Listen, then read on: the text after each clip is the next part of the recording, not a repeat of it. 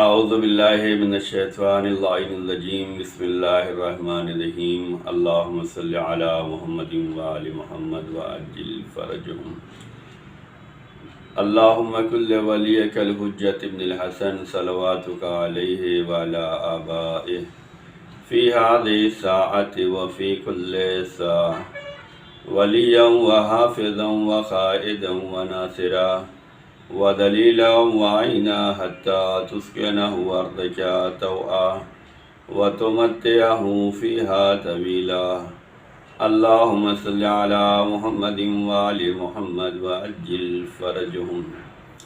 ناظرین و سامعین، پیغام جمعہ لے کر حاضر خدمت ہوں۔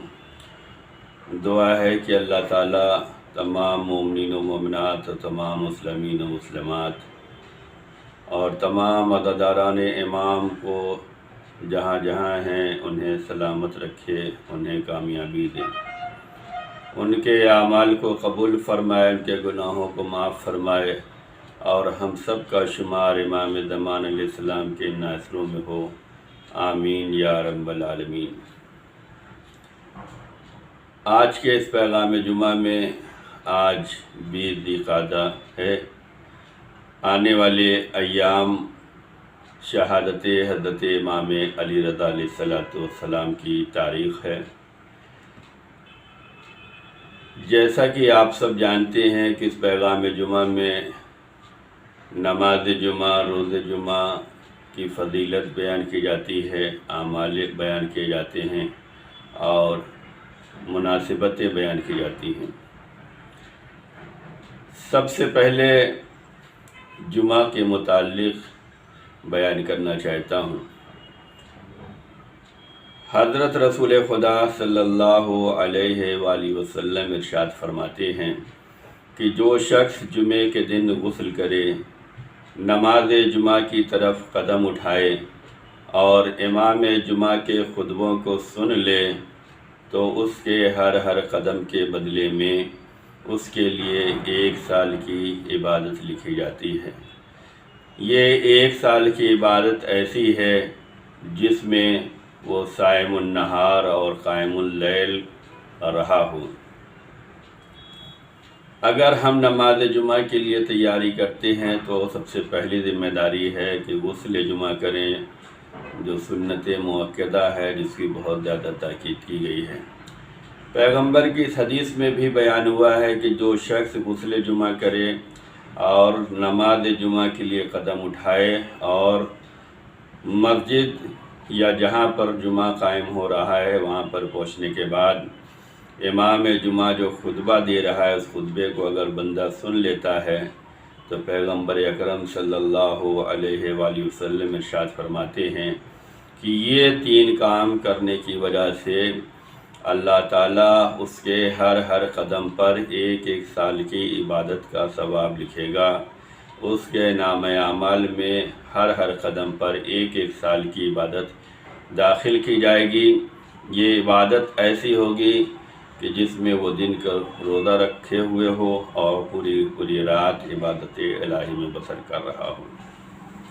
تو ہم سب کو چاہیے کہ ہم سب نماز جمعہ کے لیے تیاری کریں، آمادہ رہیں اور اس کا اہتمام کریں۔ حضرت امام جعفر صادق علیہ السلام ارشاد فرماتے ہیں کہ ہرگاہ کوئی نماز جمعہ کے لیے اگر قدم اٹھاتا ہے تو اللہ تعالیٰ اس کے جسم کو دوزخ کی آگ سے محفوظ کر دیتا ہے، یعنی اللہ تعالیٰ اس کے جسم پر جہنم کی آگ کو حرام کر دیتا ہے اگر کوئی نماز جمعہ کے لیے قدم اٹھاتا ہے۔ پھر امام کی ایک حدیث آپ کی خدمت میں پیش کرنا چاہتا ہوں کہ جو لوگ جمعے کی تیاری کرتے ہیں، جمعے کا اہتمام کرتے ہیں، نماز جمعہ میں شریک ہوتے ہیں، روز جمعہ کو اہمیت دیتے ہیں، ان کے بارے میں حضرت امام جعفر صادق علیہ السلام ارشاد فرماتے ہیں کہ خدا نے روز جمعہ کو دوسرے تمام ایام پر برتری دی ہے۔ بے شک جمعے کے دن جنت کو زیوروں سے آراستہ کیا جاتا ہے، جنت جو ہے روز جمعہ سجائی جاتی ہے ان لوگوں کے لیے جو نماز جمعہ کے لیے جاتے ہیں۔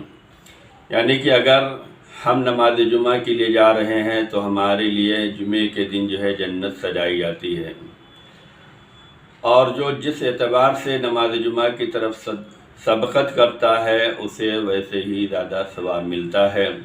اور امام فرماتے ہیں کہ بے شک آسمان کے دروازے جو ہے جمعے کے دن بندوں کے لیے کھول دیے جاتے ہیں۔ تو ان احادیث معصومین میں ہمیں یہ پتہ چلتا ہے کہ نماز جمعہ کا ہمیں اہتمام کرنا چاہیے، روز جمعہ کو ہمیں اہمیت دینی چاہیے، اور روز جمعہ ہمیں اعمال خیر بجا لانے چاہیے۔ اور ان اعمال میں کچھ اعمال وہ ہیں جن کا تعلق اپنی ذات سے ہوتا ہے، کچھ کا تعلق عبادتوں سے ہوتا ہے، کچھ کا تعلق اہل و عیال سے ہے، کچھ کا تعلق سماج سے ہے، کچھ کا تعلق غریبوں سے ہے۔ تمام اعمال کو بجا لانا ہے، غسل جمعہ بھی کرنا ہے، اعمال جمعہ بھی کرنا ہے، اور جمعے کے دن صدقہ و خیرات بھی دینا ہے۔ تو خدا ہم سب کو توفیق دے کہ ہم سب جمعے کے دن جو ہے جمعے کا اہتمام کر سکیں اور جمعے کے لیے آمادہ ہو سکیں، اور نماز جمعہ جہاں ہو رہی ہے وہاں پر شریک ہو سکیں، اس لیے کہ جو نماز جمعہ میں شریک ہوتا ہے اللہ اس کے ہر قدم پر ثواب دیتا ہے، اور جمعے کے دن جنت کو اس کے لیے سجایا جاتا ہے جو نماز جمعے کا اہتمام کرتا ہے۔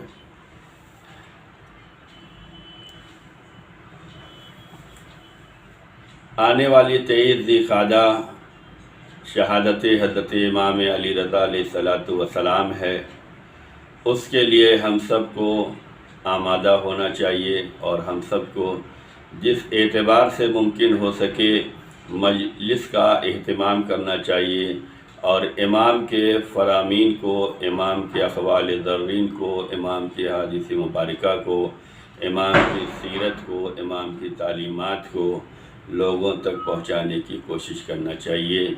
یہی محبت کی ثبوت ہوتے ہیں کہ اگر ہمارے دلوں میں اہل بیت اطہار علیہ السلام سے محبت ہے تو محبت کے بل پر ہمیں ان کی تعلیمات کو زمانے میں نشر کرنا چاہیے، ان کی تعلیمات کو لوگوں تک پہنچانا چاہیے، اور ان کی تعلیمات پر عمل کرتے ہوئے مومنین کی صفوں میں اتحاد و اتفاق اور محبت کی دولت کو بانٹنا چاہیے۔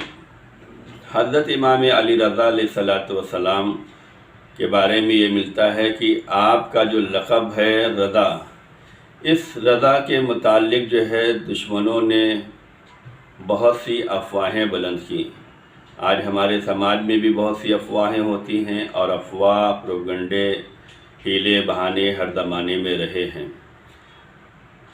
حضرت امام محمد تقی علیہ السلام کی بارگاہ میں ایک صحابی پہنچا، اور اس نے کہا کہ ہم نے سنا ہے کہ آپ کے بابا جان کو جو رضا کہا جاتا ہے اس کی وجہ یہ ہے کہ آپ کے بابا مامون رشید کے دیے ہوئے عہدے سے راضی تھے، اور مامون رشید نے آپ کے بابا کو یہ لقب رضا دیا تھا، اس وجہ سے ان کو رضا کہا جاتا ہے۔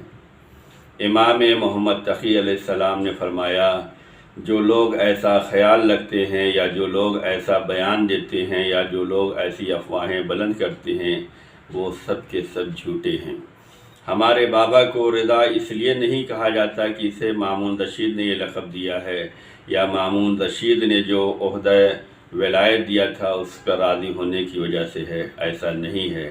راوی نے کہا مولا سماج میں تو یہی باتیں ہیں، لوگوں میں یہی باتیں مشہور ہیں، معاشرے میں تو یہی باتیں ہیں۔ امام نے فرمایا وہ لوگ جھوٹے ہیں جو اس طرح کی باتیں کرتے ہیں یا اس طرح کی باتوں کو پھیلاتے ہیں۔ اس کا مطلب یہ ہے کہ ہر زمانے میں کچھ ایسے لوگ ہوتے ہیں جو بات کو باتوں میں بنا کر کچھ افواہیں بلند کر دیتے ہیں اور حقیقت پر پردے ڈال دیتے ہیں۔ حقیقت سے پردہ اسی وقت اٹھتا ہے، یا حقیقت کا انکشاف اسی وقت ہوتا ہے جب حقداروں سے پوچھا جائے، جو حقیقت جانتے ہیں ان سے معلوم کیا جائے، تبھی حق سے پردے اٹھتے ہیں۔ راوی نے جب امام سے کہا تو امام محمد تقی علیہ السلام فرماتے ہیں وہ سب جھوٹے ہیں، بلکہ حقیقت یہ ہے کہ ہمارے بابا کو رضا اس لیے کہا جاتا ہے کہ ان کی ذات سے سبھی لوگ راضی تھے، اللہ بھی راضی تھا، اہل بیت بھی راضی تھے، انبیاء مرسلین بھی راضی تھے، मखलूक़ात भी राज़ी थीं, तमाम इंसान इनसे राज़ी थे। तो रावी ने कहा कि आपके तो ख़ानदान वाले जो है सभी रज़ा हैं, सभी अल्लाह को चाहने वाले थे, अल्लाह सबको चाहता था, तो फिर आपके बाबा को ही रज़ा क्यों कहा गया? तो इमाम मोहम्मद तक़ी अलैहिस्सलातु वस्सलाम ने फरमाया कि मेरे बाबा को रज़ा इसलिए कहा गया है कि आपकी ज़ात से जो है आपके दुश्मन भी राज़ी थे और आपके मुहिब भी राज़ी थे। आपके किरदार से आपके दुश्मन भी राज़ी थे और आपके मुहिब भी राज़ी थे। आपके जूद व सखा से, आपके इल्म व कमाल से, आपकी फ़जीलतों से हर एक राज़ी था, जबकि ऐसा हमारे अजदाद में नहीं हुआ था। रसूलुल्लाह से हर एक बंदा राज़ी नहीं था। कुफ़ार व मुशरिकीन अज़ियतें देते थे। मौला अली से हर एक राज़ी नहीं थे, मौला अली के ख़िलाफ़ साजिशें रचते थे। लेकिन हज़रत इमाम अली रज़ा अलैहिस्सलातु वस्सलाम की ज़ात गिरामी वो है कि इनके वजूद मुक़द्दस से दुश्मन भी राज़ी था और दोस्त भी राज़ी था। इमाम मोहम्मद तक़ी अलैहिस्सलाम फरमाते हैं, इसी वजह से आपको रज़ा कहा जाता है। तो ये वाक़या हमें बतलाता है कि प्रोपगंडे और होते हैं, अफवाहें और होती हैं, धोखेबाजियाँ और होती हैं। लोग हकीकतों को छुपाने के लिए वाक़यात को तब्दील कर देते हैं, फ़ज़ाइल को छिपा देते हैं। हकीकत तभी आश्कार होगी जब हम हक़दारों से मालूम करें, जब साहिब मामला से मालूम करें, जब घर वालों से मालूम करें, उससे मालूम करें जो हकीकतों को जानता है। तो हम सब को चाहिए कि हम सब भी इस ज़माने में ज़िंदगी बसर कर रहे हैं, हम सब को भी इस ज़माने में ज़्यादा ज़रूरत है कि अगर कहीं पर कोई अफवाह हो रही है, कोई हक़ छिपाया जा रहा है, कि किसी के ख़िलाफ़ बोला जा रहा है, तो आज सारी आसाइशें हैं, आज सारी सहूलतें हैं। हम सब को चाहिए कि हम सब उससे राब्ता करें, उससे मालूम करें। अगर लोगों की कानाफूसी में लगे रहेंगे तो हम बदगुमान होते चले जाएंगे, हम प्रोपगंडे का साथ देते रहेंगे, हकीकत तक कभी नहीं पहुंच सकते। कौन बंदा कैसा है, इसको समझने के लिए हमें अपनी आँखों को भी खुला रखना होगा, अपने कानों को भी खुला रखना होगा और अपनी बसीरत से भी इसका मुशाहिदा करते रहना होगा। वरना लोग एक दूसरे के ख़िलाफ़ क्या नहीं कहते और एक दूसरे के ख़िलाफ़ कितनी साजिशें रचते हैं। इमाम अली रज़ा अलैहिस्सलातु वस्सलाम के इस रज़ा के लक़ब का वास्ता है कि हम सब जो है इमाम की तालीमात पर अमल करें, और अगर इमाम के चाहने वाले हैं तो अपना किरदार ऐसा बनाएं जैसा इमाम चाहते हैं। इमाम की बारगाह में हाजिर हों, इमाम से दुआ करें, इमाम से तवस्सुल करें, इमाम की ज़ियारत पढ़ें। आने वाले अय्याम शहादत के अय्याम हैं। इन अय्याम में हमें जहाँ मजलिसें करनी है, जहाँ मातम करना है, जहाँ गम मनाना है, उन्हीं में एक गम ये भी है कि इमाम की ज़ात पर आंसू भी बहाना है, इमाम के किरदार से हमें कुछ सबक भी लेना है, इमाम की तालीमात पर अमल भी करना है, लोगों तक पहुँचाना है। तब तो ये ज़िक्र अहले बैत माना जाएगा, तब तो ये किरदार अहले बैत माना जाएगा। अज़ीज़ान गिरामी, इमाम अली रज़ा अलैहिस्सलातु वस्सलाम की शहादत के बारे में रसूलुल्लाह ने, मौला अली ने, इमाम जाफ़र सादिक़ अलैहिस्सलाम ने, दीगर आइम्मे मासूमीन अलैहिस्सलाम ने शहादत से पहले इमाम रज़ा अलैहिस्सलाम की शहादत की पेशनगोई की है। गैब में होने वाली शहादत के वाक़यात को बयान फरमाया है और ये भी फरमाया है कि जो इनकी ज़ियारत को जाएगा उसको इतना सवाब मिलने वाला है। तो हम सब को चाहिए कि हम सब अज़ादारी इमाम अली रज़ा अलैहिस्सलातु वस्सलाम का एहतमाम करें और उनके पैगाम को आगे बढ़ाएं। इमाम ने जैसा चाहा है वैसा हमें करने की कोशिश करनी चाहिए। अगर इमाम अली रज़ा अलैहिस्सलातु वस्सलाम की ज़ियारत करते हैं तो हमें वो सवाब मिलने वाला है। सबसे ज़्यादा आइम्मे मासूमीन अलैहिस्सलाम में अगर सबसे ज़्यादा सवाब मिलने वाला है तो वो ज़ियारत इमाम अली रज़ा अलैहिस्सलातु वस्सलाम में मिलने वाला है। उसके लिए आपकी खिदमत में मैं हज़रत इमाम मूसा काज़िम अलैहिस्सलाम की वो रवायत पेश करना चाहता हूँ कि इमाम ने फरमाया कि जो शख्स मेरे बेटे रज़ा की ज़ियारत करेगा, अल्लाह ताला उसको 70 हज का सवाब अता करेगा। रावी ने जब इस 70 हज के सवाब को सुना तो रावी ने कहा کہ ان کے زائر کے لیے 70 حج مقبولہ کا ثواب ہوگا؟ تو امام موسیٰ کاظم علیہ السلام نے فرمایا ہاں، 70 حج کہہ رہے ہو، 70,000 حج کا ثواب ملے گا۔ تو راوی نے پھر تعجب کیا، کہا مولا امام کی زیارت کا ثواب 70,000 قبول حج؟